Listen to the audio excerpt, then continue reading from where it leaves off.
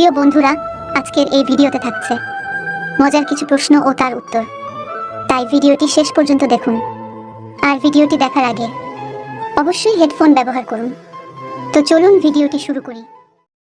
আজকের প্রথম প্রশ্ন, একজন মেয়ে যখন প্রথম ঘাপাঘাপি করে সেই সময় তারা ভয় পায় কেন?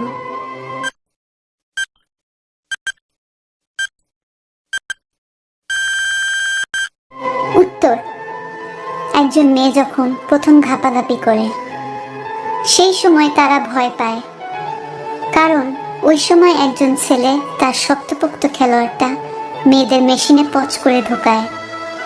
তখন তাদের তলের মেশিনের ফুটো খুব জ্বালাপোড়া করে এবং তাদের প্রথম পর্দা ফেটে রক্ত বেরোবে বলে খুব ভয় করে। আজকের দ্বিতীয় প্রশ্ন, একজন ছেলের অস্ত্র যদি সহজে মেয়েদের মেশিনে প্রবেশ না করে তাহলে তুমি কি করবে?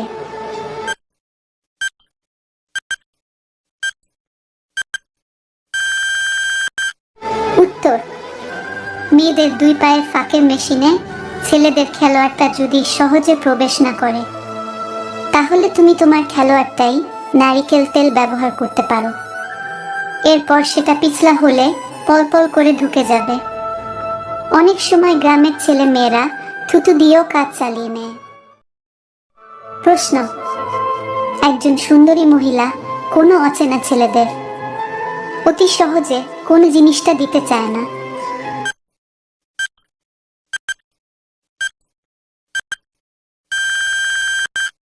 উত্তর, একজন সুন্দরী ও কুমারী মেয়েরা অচেনা ছেলেদের খুব সহজে তাদের মন এবং ফোন নাম্বার দিতে চায় না।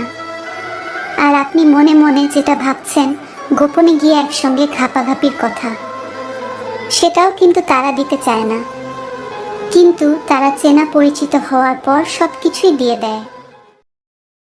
প্রশ্ন, অল্প বয়সের মেয়েরা নিজের দুধকে কিভাবে মোটা মোটা সাইজের বানায় তোমরা কি জানো?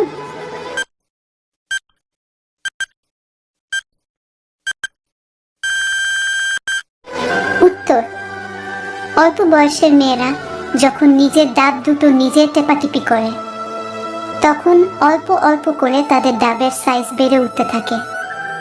এটি চিকিৎসক মতবাদ অনুসারে পাওয়া যায়। প্রশ্ন, একজন মেয়ের বিবাহের পর তাদের তলের মেশিনটা দেখতে কেমন হয়ে থাকে তোমরা কি জানো?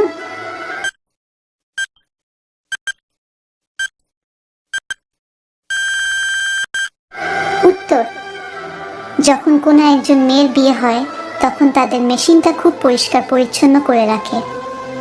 তাদের স্বামী রাতের বেলায় লাগাবে সেই জন্য, এবং মেশিনটা খুব থলথলে রসালো দেখতে হয়। সেই সময় করার জন্য তাদের মেশিন দিয়ে রস ঝরতে থাকে, কারণ ওই সময় মেয়েদের শুধু করার চিন্তা মাথায় আসে, তাই রস ঝরে। আজকের শেষ প্রশ্ন, কোন সময় মিলন করলে সুবুদ্ধিমান বাচ্চার জন্ম হয়?